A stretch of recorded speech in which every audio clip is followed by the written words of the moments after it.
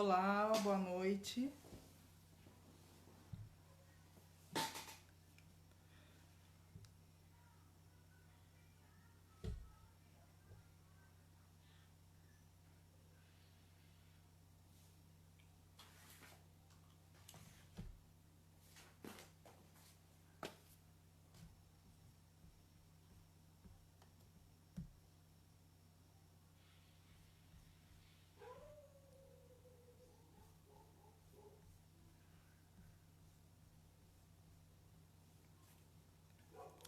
Oi, boa noite, gente. Estou aguardando só o Daniel entrar.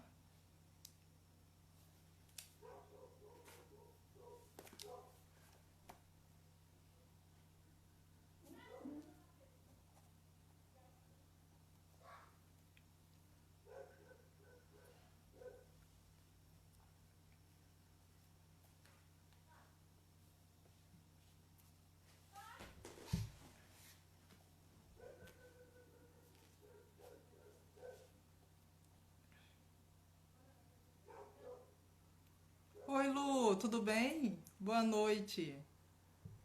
Quanto tempo, hein, moça? Daniel chegou.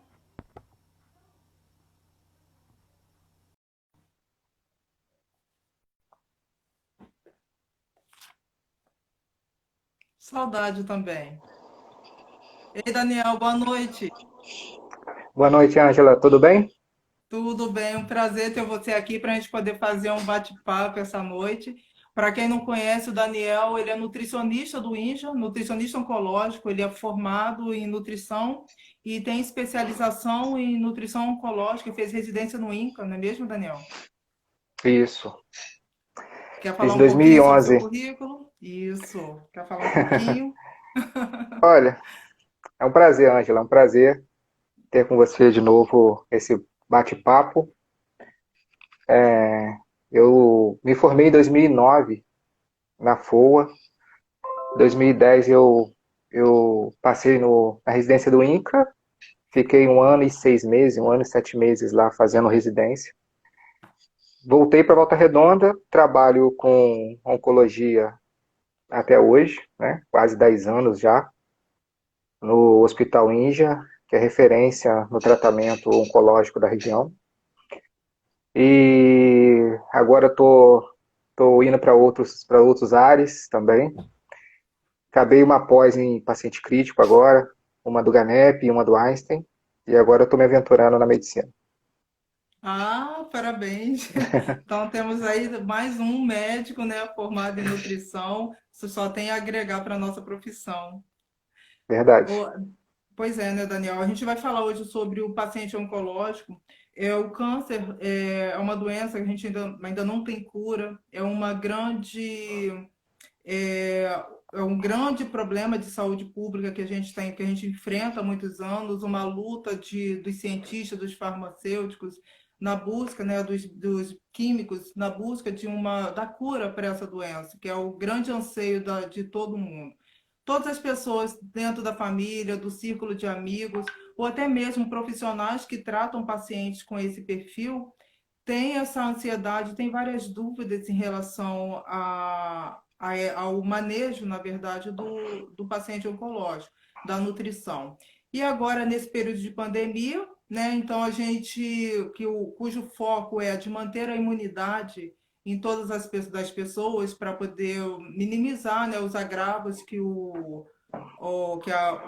a Covid, né, pode provocar no corpo humano. Então, a gente focou, eu convidei o Daniel para ele falar sobre na parte do paciente oncológico. Então, os pacientes que estão em tratamentos, em quimioterapia, eles têm que ter um cuidado maior em relação à imunidade. Então, Daniel, eu passo a palavra para você, né? Fica muito à vontade e a gente vai respondendo as perguntas do público à medida que elas venham aparecendo. Tá joia, tá joia. Realmente, os pacientes oncológicos, eles são categorizados como pacientes de risco, né? Não importa a idade, devido à imunidade, né? O paciente que está fazendo o tratamento, ele tem uma deficiência já, seja ela mecânica, seja ela ingestão mesmo normal. Então, esse paciente é um paciente que realmente tem que ter cuidados, maiores com ele na hora de tratar nesse período do Covid, né? E lá no hospital, né, na nossa prática lá, a gente tentou evitar misturar o hospital com o tratamento dos pacientes com Covid. Mesmo assim, apareceu alguns, não tem como evitar, né? Até o paciente, até você ter o diagnóstico, você vai ter que aceitar o paciente no hospital. A gente tentou separar os pacientes oncológicos, tentou fazer grupos específicos, tentou diminuir a quantidade de paciente por horário para tentar ver se a gente evita o máximo de aglomeração. Para o tratamento não parar, que se parar o tratamento é muito maléfico para o paciente, né? Uma semana que você não faz um tratamento, esse paciente já tem um prejuízo muito grande. E o que eu tenho, o que eu vejo, né, no dia a dia, o que eu vejo na prática, né, tanto no hospital quanto no ambulatório ou no consultório, os pacientes eles já chegam para a gente muito debilitados, né? Eles já chegam para a gente num grau de desnutrição alta. Ou eles estão com uma pré-caquexia, ou eles já estão com uma caquexia instalada, ou eles estão até com uma caquexia já tardia. Então, esse paciente ele já chega com quadro de sarcopenia, com perda de massa, com perda de função. É um paciente que, para você reverter o quadro, é muito difícil, porque não é uma doença que a gente consegue identificar logo no início, né? A maioria das vezes, você já vai identificar essa doença quando ela já está comprometendo algum tipo de órgão, né? Ou criando uma massa bem volumosa que já está causando algum desconforto para o paciente. Então, esse paciente não é um paciente que chega assim. Até chega alguns que vai fazer um exame de rotina, descobre, pronto, a gente consegue fazer o tratamento um pouco mais fácil. Mas a maioria dos casos não. A maioria dos casos, esse paciente já chega no consultório cursando uma desnutrição muito grave, cursando uma caquexia muito grave. Então, você fazer uma intervenção nutricional imediata antes mesmo de começar o tratamento é fundamental. Porque se você começa o tratamento sem começar a terapia nutricional, você vai causar um desconforto maior para esse paciente, né? Porque o tratamento oncológico ele é muito agressivo, né? Ele debilita muito o paciente. Então, se você vai fazer uma quimio, uma rádio, um hormônio, ou até mesmo a cirurgia, dependendo da localização, esse paciente vai ter um comprometimento nutricional muito grave. Então você vai ter que fazer uma terapia aí bem forte, uma terapia bem, bem, bem direcionada para esse paciente, individualizada, para você conseguir fazer pelo menos evitar que ele continue perdendo peso. Que é o nosso primeiro passo é isso. É tentar evitar que ele continue perdendo peso. Depois que a gente conseguir estabilizar essa perda de peso, aí sim, aí a gente vai para o segundo passo. É tentar fazer com que ele ganhe alguma coisa, com que ele recupere alguma coisa. Mas nosso primeiro passo mesmo é tentar evitar que esse paciente continue perdendo peso. Isso aí. E em relação à imunidade, no consultório, com certeza, vários pacientes te procuram, né? Então, e com esse foco, né, do fortalecimento da imunidade, muitos deles perguntam a respeito de alimentação. Existe algum alimento específico que ajude a preservar, né, ou aumentar, melhorar o status da imunidade? A gente sabe que uma alimentação saudável ela é o carro-chefe para qualquer tipo de pessoa, seja indivíduo saudável, atleta ou principalmente o paciente que está com alguma comorbidade. A gente tem que buscar se alimentar bem, a gente tem que buscar a melhorar a nossa ingestão hídrica, beber mais água, comer mais frutas, comer mais verduras, mais legumes, evitar processados, industrializados. A gente sabe que a alimentação saudável ela é o carro-chefe para qualquer tipo de terapia nutricional. O problema da oncologia é que ela vem associada a outras coisas. E outras coisas que são, às vezes, assim, muito difíceis para o tratamento. Às vezes o tumor, a localização do tumor, se for, quanto mais alto ele for, cabeça e pescoço, estômago, pâncreas, é muito mais difícil a gente nutrir. Então é muito mais difícil eu insistir ou eu forçar esse paciente a fazer uma ingestão alimentar adequada. Então eu tenho que trabalhar de acordo com a tolerância dele. Então eu tenho que ser, é muito individual. Eu tenho que ver o que ele tolera. Às vezes tem paciente que chega para mim que só come coisa doce, que não consegue de jeito nenhum comer coisa salgada. E vice-versa. Tem gente que só consegue comer coisa salgada, não consegue comer coisa doce de jeito nenhum. Então, você tem que trabalhar com esse paciente individualmente, né, para poder adequar melhor, controlar os efeitos do tratamento, da quimioterapia, que realmente ela causa vários desconfortos, né? Anorexia, perda de paladar, diarreia, constipação, às vezes mucosite, feridinha na boca. Então, são vários tipos de consequências do tratamento que acaba interferindo na alimentação desse paciente. E aí você tem que entrar, às vezes, com suplemento, você tem que entrar, às vezes, com uma dieta, uma via alimentar diferente, uma sonda, né? Se o paciente tiver uma disfagia ou uma obstrução do trato gastrointestinal, você tem que fazer uma ostomia, uma gastrostomia, uma jejum. Você tem que arrumar alguma forma de você nutrir esse paciente nesse momento, para que você consiga fornecer para ele os nutrientes principais que ele precisa. E aí sim, aí você vai começar a pensar, poxa, o que eu posso fazer para poder melhorar alguma deficiência que esse paciente está cursando?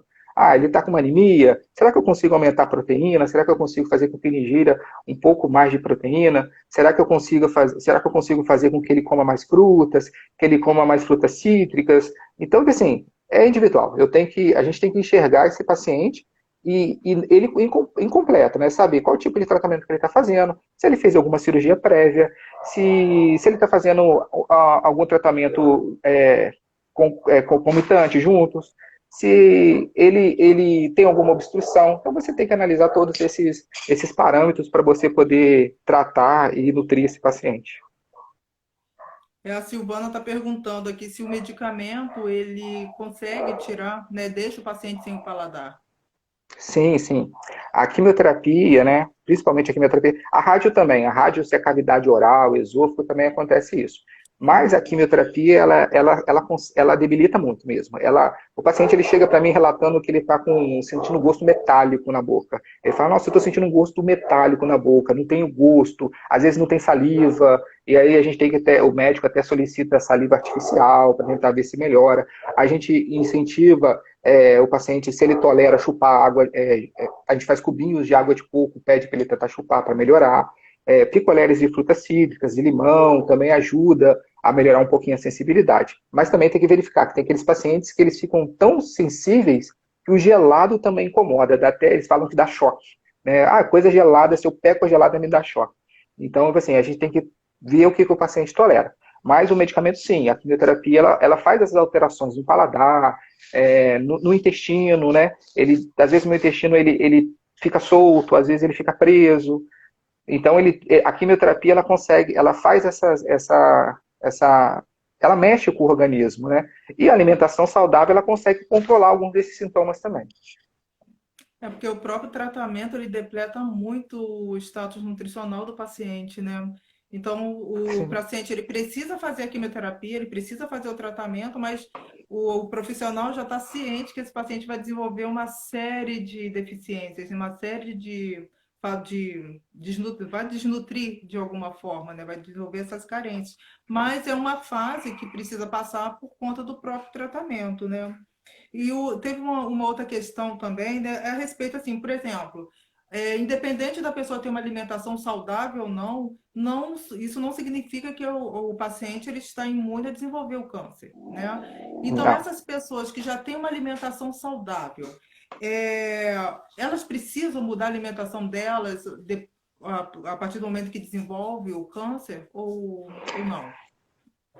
Vai depender. Se o paciente ele tem uma alimentação já saudável e ele não está cursando com perda de peso, não está cursando com nenhum tipo de sintomas do tratamento, se esse paciente está estável, a gente mantém, não modifica, não está perdendo peso, ele está conseguindo se alimentar normalmente, está fazendo tratamento normalmente, você não precisa modificar. Porque o que a gente vai modificar mesmo é o que grande parte da população brasileira não faz, que é se alimentar corretamente.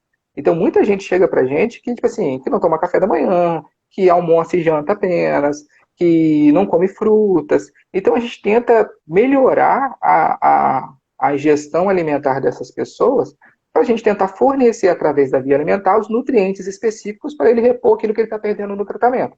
Porque a quimioterapia é o seguinte, é um medicamento venoso que ela vai lá onde que está o tumor, lá onde que está o probleminha e começa a destruir as células malignas. Mas ela não sabe o que é maligno e o que é benigno, então ela destrói tudo. Ela destrói todos os tipos de célula que estão na frente dela lá. E aí o nosso corpo ele precisa recuperar as células que foram destruídas, principalmente as células boas. E recupera através dos nutrientes que a gente consome. Então, se eu tenho uma deficiência de algum tipo de nutriente, eu vou ter uma deficiência na minha formação celular, eu vou ter uma deficiência na minha defesa do meu corpo, eu vou ter uma queda na minha imunidade. Então, a alimentação ela vai fazer isso. A alimentação ela vai equilibrar o meu sistema imunológico para me poder produzir mais células novas, células para poder repor aquilo que foi destruído durante o tratamento da quimioterapia. Sim, porque assim o sistema imune são células, né? E todas as Sim, células para ser formadas, elas precisam de nutrientes. Então, se a gente não oferece, né, não fornece, na verdade, a matéria-prima para que ela se forme, o nosso o passar pela doença ele fica bem mais complicado, né? Você já teve algum sim. caso assim, de algum paciente em que ele tinha hábitos ruins, né? Hábitos alimentares ruins, e que com o tratamento ele teve uma melhora, ele teve uma modificação na conduta alimentar? Sim, sim, vários. A maioria dos casos, onde ela chega para a gente com alimentação muito desregular. A gente sabe, né, no consultório, quando a gente vai fazer consultório normal, a gente vê quando faz anamnese, a gente vê como o brasileiro ele é deficiente de vitaminas, né? Quando você vai lá, pede um exame lá, você vê lá que está com uma vitamina D baixa, que o paciente está cursando com uma anemia. Então a gente vê que o brasileiro não tem esse hábito de. Agora até que mudou um pouco, né? Tem muita gente buscando já melhorar a alimentação. E, e aí o que acontece? Quando o paciente ele faz essa mudança de hábito, ele começa a se alimentar melhor, ele tem uma resposta melhor.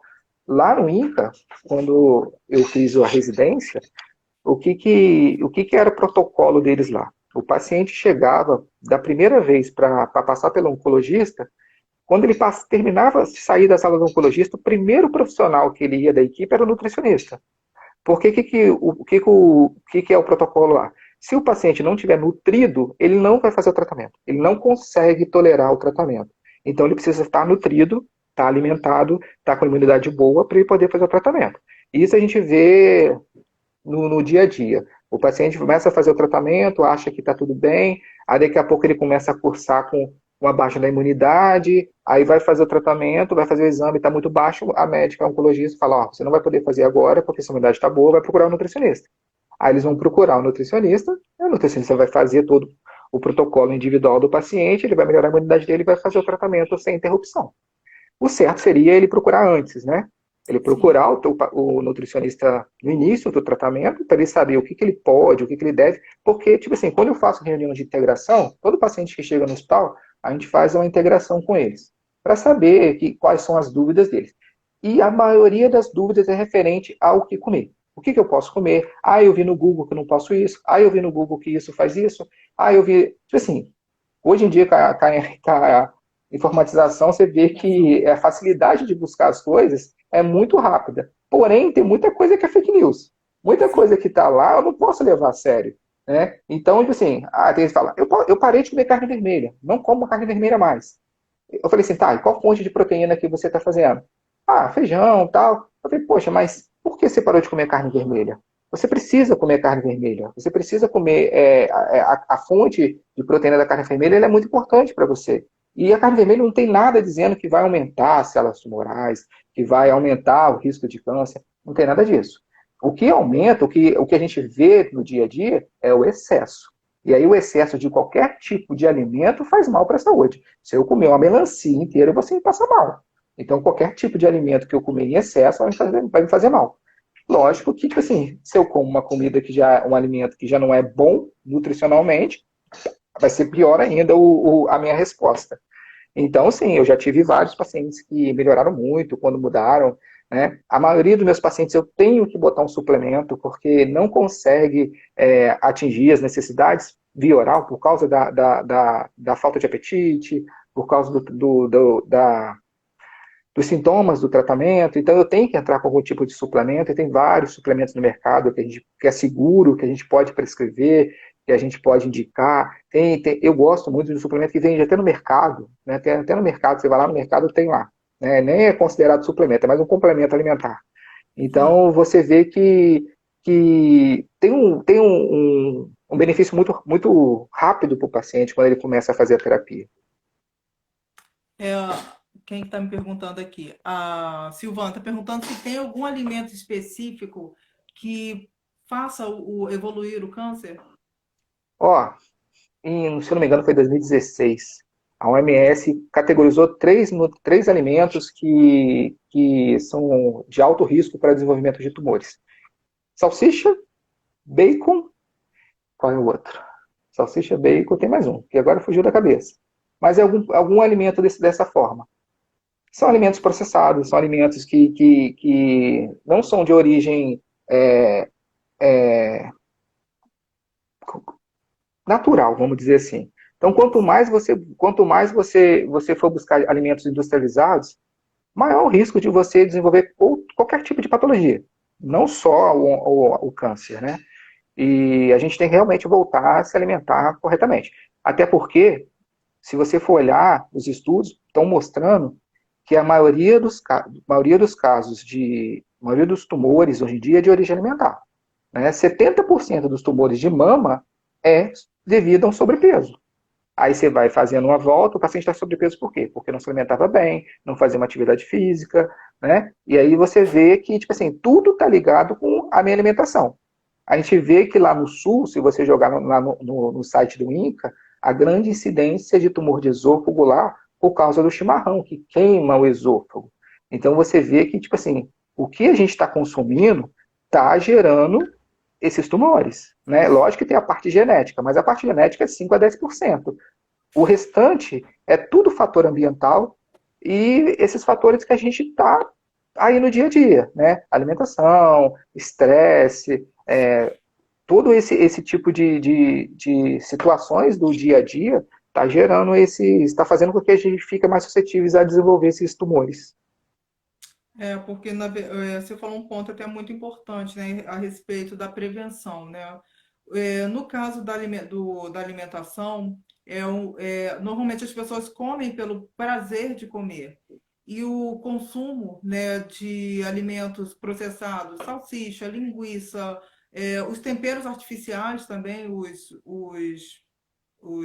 glutamatos, né, desses Sim. temperos comerciais que a gente encontra por aí tem aumentado muito. Quando começou quando assim que começou a pandemia, que começaram as ideias de isolamento, as pessoas começaram a guardar comida em casa, né? Armazenar comida em casa.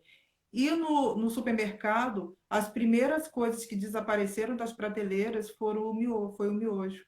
Miojo, Uhum. linguiça, carne seca, foram salsichas, foram os primeiros alimentos a sumirem das prateleiras. Aí São por aí a gente já vê o alimentos, padrão alimentar das pessoas. é, são alimentos fáceis de preparar. Muita gente não tem o hábito de preparar, tipo assim, Sim. na correria do dia a dia. Não tem aquele costume de você fazer um café da manhã adequado, um almoço, né, quer comida rápida, quer comprar alguma coisa que é só esquentar e tá pronto, né? E também tem a lei da compensação, né, das crianças. Trabalho o dia inteiro, tô fora, vou levar um biscoito recheado para casa para agradar, vou comprar pizza à noite, coisas que a gente fazia no fim de semana, né? Não é que eu não possa comer um cachorro quente com salsicha, não é que eu não possa comer uma pizza, mas eu preciso equilibrar. Eu posso deixar isso para o fim de semana e durante a semana fazer uma alimentação mais adequada. Né? Então é tudo equilíbrio. O que acontece hoje em dia é que as pessoas, em vez de beber água, tomam Coca-Cola. As pessoas, em vez de comer uma fruta, vai lá e come um doce. Estou com vontade de comer alguma coisa doce. Come uma maçã, come uma banana, é doce. Não, prefere comer lá um chocolate rico em gordura, né? Que vai te dar um prazer momentâneo, mas não é nada saudável. Exatamente. É, muitas vezes a questão da imunidade, ela gera grandes dúvidas para as pessoas.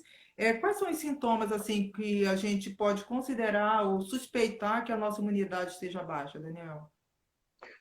Ah, a gente analisa assim, tem aquelas pessoas que são muito suscetíveis a pegar resfriados facilmente, então é uma pessoa que se já vê, a imunidade dessa pessoa não está tão legal. Pessoas que cursam com cansaço, vai fazer alguma coisa, fica cansada, perda de peso não intencional, começa o cabelo cair, né? A pele ficar áspera, né? Unha fica quebrando à toa. Então, são vários sintomas que você vê que a imunidade não está legal, né? Até mesmo estresse, a pessoa não dormir bem, né? Então, tudo isso você vai analisando e vai vendo, poxa, tem alguma coisa diferente com essa paciente, com essa pessoa, né? A pessoa ter infecções recorrentes, qualquer tipo tiver, cortei, fiz um machucado, não consigo, você vê que aquele machucado demora um pouco mais para cicatrizar, né? Então, são vários tipos de sintomas que a gente consegue identificar que esse paciente está cursando com uma imunidade já deficiente. Eles têm vários, na internet a gente busca muito sobre, sobre os alimentos, né, que ajudam na prevenção, e um dos mais estudados são os antioxidantes, né? Sim. Que os antioxidantes têm essa propriedade de reduzir, né, de diminuir as células malignas. Você acha conveniente fazer uma suplementação com antioxidantes? É um pouco controverso, né? Tem alguns estudos que falam que sim, tem outros estudos que falam que o excesso do antioxidante acaba atrapalhando a quimioterapia. Então, tipo assim, eu sou mais recatado, tipo assim, eu vou aos poucos, né? Eu sou muito a favor do antioxidante pelos benefícios que tem, mas não de suplementar. Eu prefiro fazer com que o paciente faça na alimentação natural, na alimentação normal, né? Porque você suplementar um tipo de nutriente desse tipo, você pode fazer alguma interação, né? Você pode fazer alguma interação com o próprio medicamento. E aí diminuir o potencial dele de tratamento. Você pode aumentar também o potencial de toxicidade desse medicamento. Então, é muito controverso. Então, o que a Sociedade Brasileira de Oncologia fala, de nutrição oncológica, né, fala? Que você tem que incentivar a alimentação normal, fazer com que o paciente coma. E aí você tem alguns mecanismos de fazer isso. Se ele não tolera grandes quantidades, fraciona mais vezes ao dia, tenta ter, se o paciente está tendo muito enjoo, tenta colocar menos tempero, né? Então você vai tentando organizar a dieta, a alimentação desse paciente durante o dia, de uma forma com que ele consiga se alimentar, né? Sem precisar de você fazer uma intervenção. A gente sabe, exemplo, um paciente vai fazer uma cirurgia de grande porte. Então, a gente sabe que alguns nutrientes são específicos para ajudar na cicatrização. E aí, uma suplementação para esse fim é legal. Mas para um dia a dia, para um paciente que está fazendo uma quimioterapia, às vezes só a alimentação convencional já vai resolver. Sim, sempre a nossa aposta enquanto nutricionista é essa, né? Que todas essa matéria-prima para desenvolver não só da imunidade, mas para os nossos órgãos funcionários normalmente, que sejam através dos alimentos. Porque a gente consegue isso. Mas, assim, dentro da sua prática clínica, você já observou, você já notou, assim, quanto tempo, mais ou menos, a pessoa mantendo uma alimentação adequada, equilibrada, em quanto tempo que ela consegue ter uma resposta e o corpo dela consegue manifestar clinicamente uma resposta Sim, positiva? já.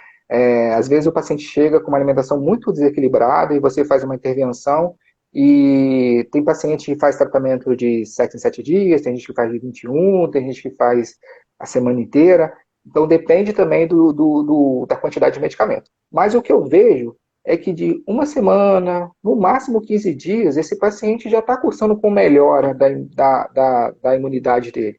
Então eu vejo, às vezes, um paciente que se ele consegue fazer o que a gente prescreve, ele em uma semana os exames dele já cursam melhora, né? Às vezes, tipo assim, o paciente não está apto de fazer o tratamento agora. Você faz uma terapia um pouco mais forte, e em uma semana ele já está apto a fazer o tratamento. Uhum. Teve, logo também no início, teve um estudo, né, bem interessante falando a respeito da vitamina D, né, e imunidade.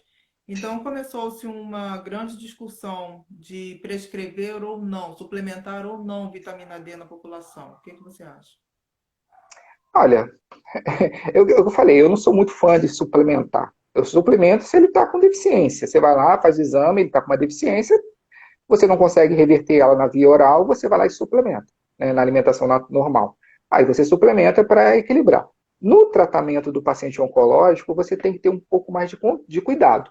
Mas eu suplemento. Eu suplemento com vitamina D, com cálcio, eu suplemento com proteína, porque eu vejo que esse paciente é um paciente que cursa essas deficiências desses nutrientes, né? A vitamina D, o cálcio, ele vem com uma perda de massa muscular muito acentuada. Então, eu costumo, o paciente que ele já chega com um quadro de perda de peso grave, ou até com um paciente que vai gerar, tipo assim, a gente já consegue analisar, esse paciente vai fazer um tratamento muito forte. Então, em algum momento desse tratamento, ele vai ter uma queda da imunidade, ele vai ter uma piora do quadro. A gente já começa a fazer a terapia já. E muitas das vezes a gente prescreve um suplemento assim. A vitamina D é uma que eu nesse caso do paciente que está com uma deficiência, eu prescrevo sim. Existe algum alimento que você retira da dieta do paciente? Ah, vários. Totalmente? Pede para retirar? Vários, né? Os industrializados, eu peço para ele. Tipo assim, na verdade, eu não peço para ele tirar totalmente, eu peço para ele restringir o máximo que ele puder, né? Açúcar Sim. é um que eu falo, gente, tem que tirar da dieta, até para quem é saudável. Eu acho que o açúcar você tem que ser só da fruta mesmo, você não tem que ficar adoçando nada para alimentar. É, os condimentos, eu falo que não é para usar mesmo, de forma alguma. Eu também não sou muito fã de leite de caixinha, eu acho o leite de caixinha um veneno. Então, você tem vários tipos de alimentos que de acordo com a anamnese, eu vejo que o paciente faz um consumo assim,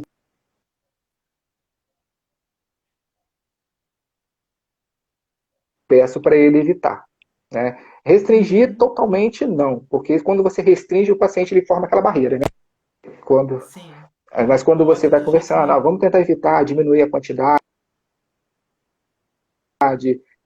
vamos deixar isso para uma festa, vamos deixar o refrigerante quando a gente para o fim de semana. Então a gente tenta melhorar isso aí.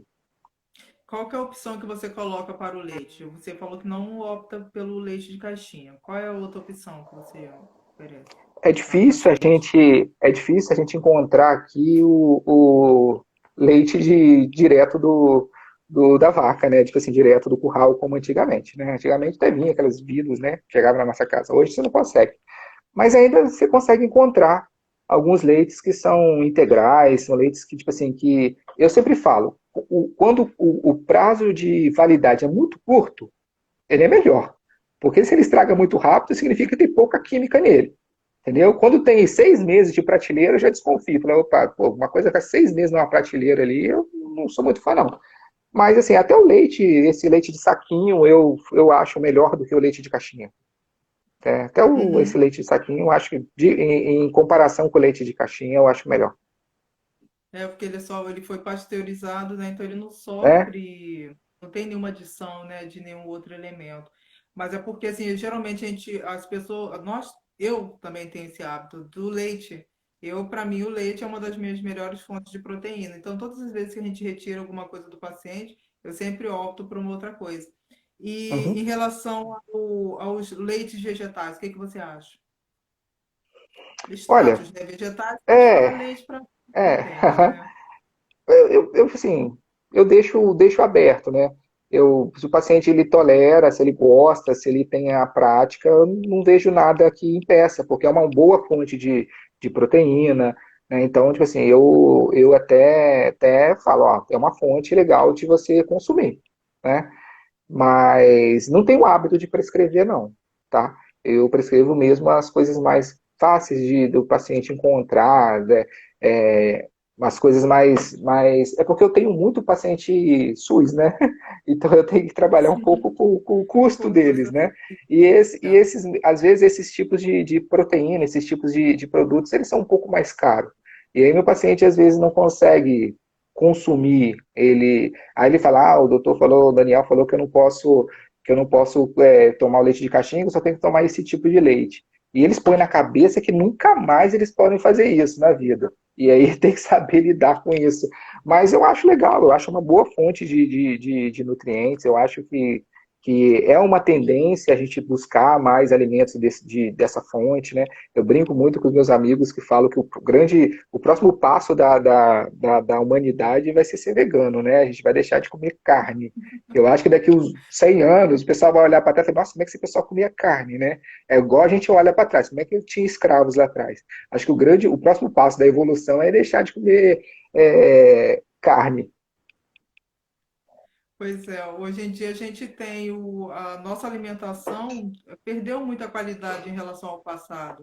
Até mesmo o frango, hoje em dia, o frango ele fica pronto para o abate em menos de um mês, né? Então não Sim. é uma forma natural. Então algumas pessoas têm vários grupos, né, que defendem o não consumo de alguns alimentos específicos exatamente por isso, por conta de algumas adições, alimentos transgênicos, Uhum. os alimentos, no caso da carne, né, o que se utiliza rações enriquecidas com hormônios para que eles se desenvolvam mais rapidamente. É, nos seus estudos, assim, você já chegou a comparar ou encontrar pacientes que tivessem esse perfil de alimentação e que não tinham histórico, né, o fator genético, outros fatores ambientais, ou tinham uma vida saudável, mas que faziam alto consumo desses alimentos e chegaram a desenvolver o câncer? Já, já. É difícil, porque é multifatorial, né? É muito Sim. difícil você saber a origem do tumor. É muito difícil. Alguns até te sinaliam, exemplo, um câncer de mama HER positivo, hormônio estrogênio positivo. Você sabe que a origem dele é o estrogênio. Então, você sabe que o estrogênio que está ali agindo na célula tumoral, na célula fazendo ela ser modificada. Então, alguns, eles já são, a gente já conhece o mecanismo, mas a maioria não. Mas eu já peguei pacientes que tinha o padrão alimentar excelente, que não consumia alimentos de origem animal e não tinha história na família genética. Assim, lógico, para ser genético tem que fazer uma análise para ver realmente, mas que desenvolveram um tumor. Porque, tipo assim, são tantas coisas que a gente vê, que a gente avalia. A nossa poluição pode causar, né, o tabaco, bebida alcoólica, são tantos viés que tem aí que a gente vê que pode desenvolver. Às vezes uma pessoa uma simples exemplo, tem uma coisa que eu sempre brigo com meus pacientes. Tem gente que não bebe água, não tem costume de beber água. Aí tem o intestino constipado aí 4 dias e acha normal. Ah, não, meu intestino é normal. 4 dias aí, tranquilo. Você come de 4 em 4 dias? Não, você come todo dia. Se você come todo dia, você tem que ir ao banheiro todos os dias. Você não tem que ter, isso não é normal. Aí você vai fazer uma anamnese, pergunta se bebe água ou não bebe nada de água. Aí fala assim, como é que você quer que o intestino funcione sem água? Você pode ter uma alimentação excelente, né? Você vai lá, enche o seu prato de fibra, mas não bebe água, o seu intestino vai parar, vai travar. Entendeu? Você precisa consumir água para poder melhorar a função intestinal. E a gente tem os estudos que o futuro para a gente descobrir a maioria das patologias, né, é o intestino, né? É você estudar a microbiota intestinal, porque até para o tratamento ser eficaz. Porque determinado tipo de colônia de bactérias que você tem no seu intestino, elas são responsáveis por digestão, por fazer com que o alimento ele seja absorvido de forma adequada.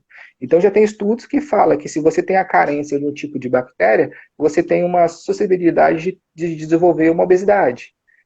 Ou de um medicamento não funcionar. Então, os estudos já estão indo mais para a microbiota intestinal, que é uma coisa que é uma incógnita, mas que é muito interessante, porque é a porta de entrada dos nutrientes. Tudo que a gente come vai ser absorvido no intestino, né? E a microbiota intestinal, ela é a responsável por fazer essa nutrição.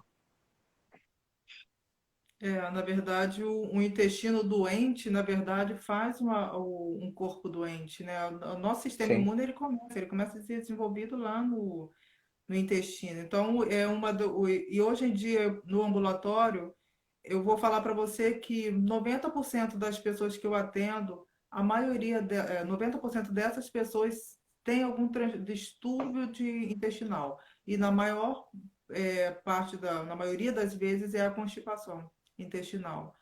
E sim, um outro fator também, você já entrou na parte do intestino, é em relação à imunidade, da baixa imunidade e também da deficiência na absorção de alguns nutrientes, inclusive assim, vitamina B12. E a gente percebe também um outro quadro também do paciente oncológico, que é o desenvolvimento de depressão. O que você vê disso? uhum.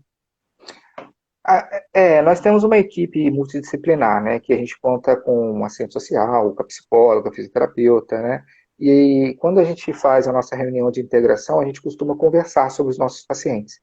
E a gente vê que tem muito paciente que antes de começar o tratamento se entrega. E muitos pacientes ao contrário. E é nítido o paciente que ele cursa com uma depressão, que ele cursa com um desânimo, ele se abate mais. Então, ele tem um reflexo no tratamento. Aquele paciente que ele luta, né, que ele fala, não, vou vencer essa batalha, você vê que ele tem prognóstico melhor. Né?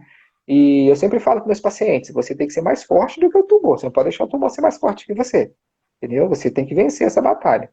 Então, você vê que o paciente, quando ele cursa com uma depressão, e principalmente a gente vê isso nas mulheres, né, que faz câncer, que tem câncer de mama, que vai fazer uma mastectomia total, vai retirar a mama, e você vê que como elas ficam debilitadas, né, porque você acaba mexendo com a imagem. E quando você mexe com a imagem de uma pessoa, é muito complicado. É a mesma coisa de um tumor de cabeça e pescoço, um tumor de face, de língua, né? E você vê que é muito visível, né? O paciente, quando passa uma sonda, você vê que ele fica mais debilitado, você vê que, poxa, ele fica com aquela aparência de doente, né? Então, você tem que tentar fazer algum tipo de intervenções para que você melhore, né? E aí lá a gente tem a psicologia que trabalha junto com a gente para poder conversar com os pacientes, tentar fazer com que eles falar que é o momento, né? O tratamento ele vai terminar, então ele vai passar nesse momento. E se ele passar bem, quanto melhor ele estiver, mais rápido isso vai terminar. Então a gente tenta trabalhar assim. Ó, é um momento. Vamos fazer um dia de cada vez. E é assim que terminar, você vai voltar. Paciente que tem bolsinha de colostomia, sabe? Eles ficam meio assim, poxa, fica mal. E aí você fala, não, daqui a pouco isso vai resolver, você vai fazer a reconstrução intestinal, daqui a um pouquinho você vai voltar ao normal. Você tenta mexer um pouco com o psicológico do paciente para falar com ele que é uma fase e vai passar. Sim. E tem algum alimento, algum nutriente específico que você associa, no caso de um paciente oncológico, ao desenvolvimento da depressão desse paciente? Olha, é difícil porque os meus pacientes, eles têm muita deficiência, eles são pacientes que têm vários tipos de deficiências nutricionais. Não é uma só, são várias, né? Então, os meus pacientes são, a maioria, muito debilitado. E é difícil. O que a gente está tentando fazer um estudo agora é, é que os pacientes estão cursando com amnésia. E aí a gente está tentando ver se é alguma interação do medicamento, se é alguma deficiência alimentar, para ver se tem alguma coisa, alguma conexão entre essa perda de memória e o tratamento. Mas a depressão a gente vê é muito difícil, porque é até difícil você falar de depressão, né? Sim. Porque você vê que tem gente que é normal, saudável e cursa com uma depressão fácil. Né? Então é uma área assim que eu tenho vários amigos psicólogos, né, que poderia falar muito mais fácil sobre isso, mas o que eu vejo no dia a dia o paciente que cursa com depressão é aquele paciente que fala assim, vou morrer por causa do tumor. Né? E aí ele se entrega. E aqui tem pessoas que falam, não, eu vou vencer. E aí ele consegue. E aí você vai avaliar, às vezes, a família também, o apoio familiar é muito importante, né? A presença da família no tratamento é muito importante. Então é muita coisa que a gente que interfere na parte da depressão. E os sintomas clínicos que os pacientes apresentam? A geusia, né, que é a perda, né, do paladar, né, ou a digeusia que você já tinha falado, que o paciente sente o gosto metálico na boca. Qual é o manejo? Qual seria se a melhor em relação dentro da alimentação, dentro da nutrição, fatores que o trabalho do nutricionista pode ajudar o paciente nesse momento a reduzir, né, a minimizar esses É, sintomas? nós temos uma ferramenta de triagem nutricional que a gente usa lá no hospital, que é a avaliação subjetiva global produzida pelo próprio paciente. E ela vai marcando quais são os sintomas que o paciente está tendo. Né? Disgeusia, disfagia, diarreia, constipação. Então ele fala pra gente, ele marca qual que é o que ele está sentindo naquele momento. E aí você vai tentar fazer uma intervenção, de acordo com a necessidade dele, de acordo com a rotina dele. Então, o que, que a gente recomenda, né? Vamos dizer assim, o paciente que ele cursa com uma perda de paladar, automaticamente associado à perda do paladar veio a perda de apetite. Então, a gente pede para diluir mais, fracionar mais possível a alimentação no dia, 6, 8 vezes ao dia, fazer com que o paciente não coma pequenas porções ao longo do dia, né? Então, o paciente ele toma café 2 vezes, acordou 8 horas da manhã, toma um café, põe um pouquinho, põe, em vez de colocar um pão inteiro, põe metade do pão, que aí ele vai comer aquela metade, daqui 1 hora, meia hora, você dá a outra metade. Mesma coisa no almoço, fraciona o almoço 2 vezes. Quando for 11h30, almoça. Quando for 1h30, almoça de novo. Coloca quantidades pequenas. Porque quando você coloca uma quantidade grande, o paciente ele vai tentar comer aquilo. E não vai conseguir. Então aquilo vai causar um desconforto nele. Então você fraciona o máximo possível. Dá preferência para alimentos que têm uma digestão mais fácil, né? Alimentos bem cozidos, alimentos temperatura mais ambiente, não alimentos duros que você vai ficar muito tempo na cavidade oral, alimentos que você vai conseguir digerir mais fácil. Não beber líquido durante a refeição, tentar beber antes ou depois para você não causar uma saciedade precoce. Então, são vários tipos de mecanismo que a gente tenta fazer para que esse paciente consiga se alimentar o mais corretamente possível. A melhor temperatura, então, você sugere que seja temperatura ambiente. Sim, eu vejo na prática que eles toleram mais a temperatura ambiente. Nem de coisa gelada, muito gelada, nem coisa muito quente. Para esse tipo de alteração, de paladar, né? Só que é muito individual, como eu falei lá no início. Tem paciente que vai falar, eu só gosto de coisa doce. Tem paciente que vai falar, só gosto de coisa salgada. Tem paciente que vai falar assim, eu consigo tomar água de coco natural. Tem que falar, não, a minha água de coco ela tem que ser gelada. Então, tipo assim, é muito individual. Cada paciente ele vai desenvolver uma característica dele. E aí você vai ter que trabalhar com esse paciente de acordo com a demanda e com a necessidade que ele tem. Sim. Em relação à fruta, o que que você orienta? Fruta ou suco de frutas? Para mim, assim, se ele conseguir comer a fruta, ótimo. Se ele não conseguir comer a fruta, fazer o suco também vai, ele vai estar consumindo os nutrientes. Eu sempre falo, tenta comer a fruta, para você ter o prazer de mastigar, para você ter o prazer de pegar lá. O que eu sempre falo é o seguinte, vai pegar uma fruta e higieniza bem essa fruta, lava bem a fruta, é, corta picadinho, pedacinhos picados, uma fruta inteira eu tenho uma dificuldade, corta lá, vai lá, pega uma banana, corta a banana, pega uma maçã, corta a maçã, pega uma mão, corta uma mão, tenta consumir. Tem pacientes que falam assim, cara, eu não gosto de jeito nenhum de fruta. Aí eu incentivo, joga o mel por cima, joga o iogurte por cima. Aí depois que ele começa a comer isso, fala, tenta tirar o iogurte, tenta tirar o mel. E aí eles começam a comer normalmente. Eu sempre falo, ó, quanto mais natural, melhor. Então, fruta, come a fruta normal. Se não estiver conseguindo, por causa de alguma disfagia, alguma dificuldade de deglutir, faz o suco, né? Faz uma vitamina, não tem problema.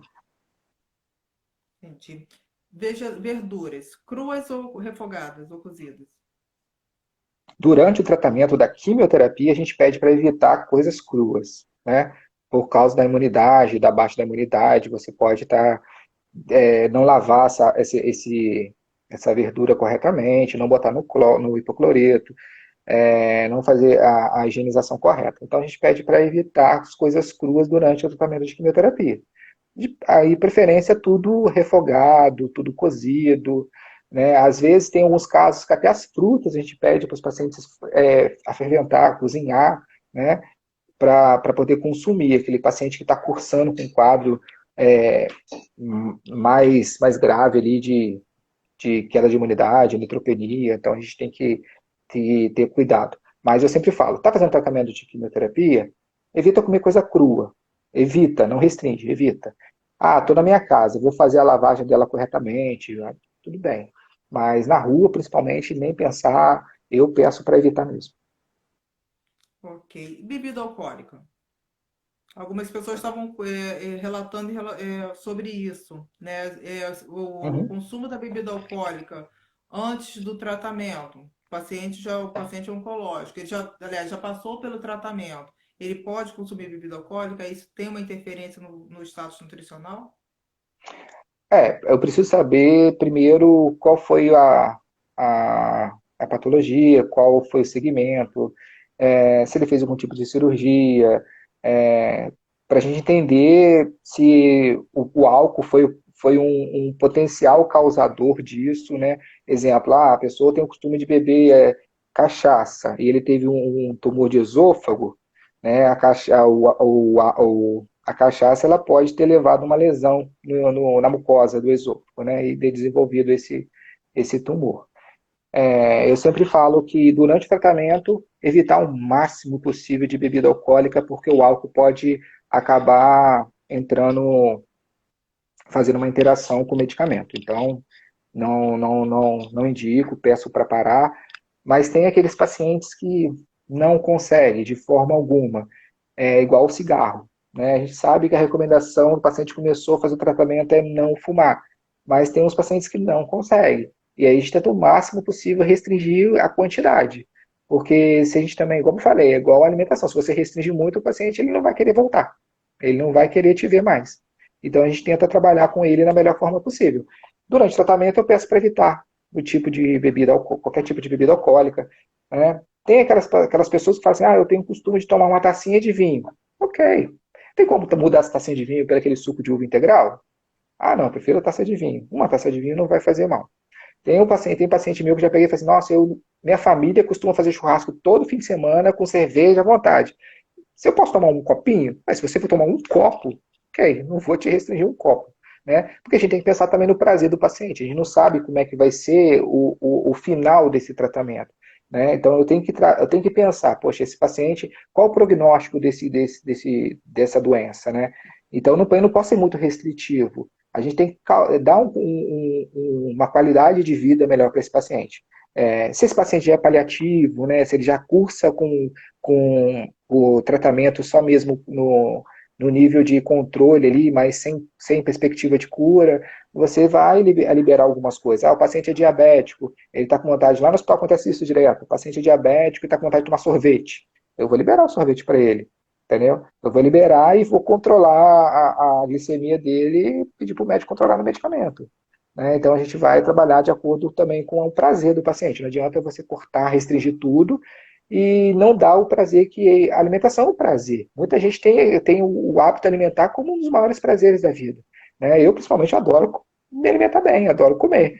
E é um grande prazer. E se você corta isso, o paciente já está doente, aí você ainda corta um prazer que ele tem, você acaba cursando com um quadro de, de depressão maior ainda. Sim. Daniel, nós temos 5 minutos, né? Passou muito rápido. Você tem muita coisa interessante para poder passar, eu sei disso. Mas faz um resuminho aí em relação à alimentação para fortalecimento da imunidade do paciente oncológico. Quais são as suas dicas aí?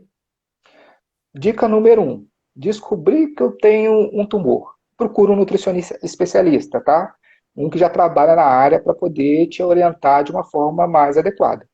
Porque a gente vê também que tem algumas coisas que tiram, que colocam, que a gente não concorda. Então procura alguém que já trabalha com isso, que já tem um pouco de experiência para poder te dar um caminho do que você tem que fazer. Então, o primeiro passo, antes de começar o tratamento, gente, procura um nutricionista. Se eu estou cursando com perda de peso, com dificuldade de deglutir, procura o nutricionista, tá? Que ele vai conseguir organizar essa alimentação de uma forma mais adequada para fazer o tratamento. Mude hábitos, tá? Se o meu hábito alimentar não é saudável, procuro me alimentar mais saudável. Beba água, tá? Beba muita água, porque o medicamento é tóxico. Então, o que vai tirar esse medicamento do meu sangue é a água. Preciso beber bastante água para eliminar. Quanto mais água eu beber, menos sintomas eu vou sentir. Então, eu vou jogar esse medicamento fora, tá? Evito alimentos processados, industrializados, refrigerantes, tá? Evita Google, pesquisar no Google, o que eu posso comer, o que eu não posso. não tire nada antes de conversar com o profissional. Converse com o profissional primeiro. Aí sim você vai saber o que você vai fazer de melhor. Daniel, muito obrigada. Acho que não tem mais ninguém fez nenhuma pergunta. Só estão aqui elogiando aqui a estratégia, né, que você traçou lá atrás. Foi um prazer muito grande ter você aqui, Daniel. Sempre é um prazer grande conversar com você. A gente aprende muito, né, em todas as vezes que a gente para poder conversar. Tem um pouco que a gente não se vê, né? Mas eu Verdade. aprendo muito com você sempre, toda vez que eu encontro com você. Agradeço todo mundo que está aqui. A live ela teve que vir para cá porque eu tive problema no site da Tancursos. Por isso que eu tive que fazer nessa minha página para ela não deixar de acontecer. Então, agradeço a todo mundo aí, boa noite para todo mundo. Se tiverem alguma outra dúvida, se quiserem o contato do Daniel, pode mandar mensagem lá no site, na página da Tancursos, que a gente fornece e coloca lá, tá ok, Daniel? Onde te Tá encontrar? joia? Te encontra no IJA, não é? Ruim já. O encontra No lá, IJA. atendo no centro médico, atendo também no ambulatório da oncologia. E é só ligar para lá se quiser marcar, tá? Pode ligar que a agenda está aberta. E obrigado pela oportunidade, Ângela. Você sabe que eu tenho uma admiração imensa por você, pelo seu trabalho. Você é uma das pessoas que eu me espelho, tá? E fiquei feliz pelo convite, tá? Fiquei feliz pelo convite. Sabe que toda vez que eu ia te visitar lá, a gente tinha muito papo. E Sim. pode me chamar várias vezes que eu tô aqui para poder passar um pouquinho da minha experiência. Então, tá bom. Boa noite, gente. Muito obrigado para vocês. Vou tentar gravar a live e a gente vai postar na nossa página mais para frente. Daniel, mais uma vez, muito obrigada, tá bom? Tchau, tchau, Boa Ângela. Obrigado, noite. pessoal. Tchau.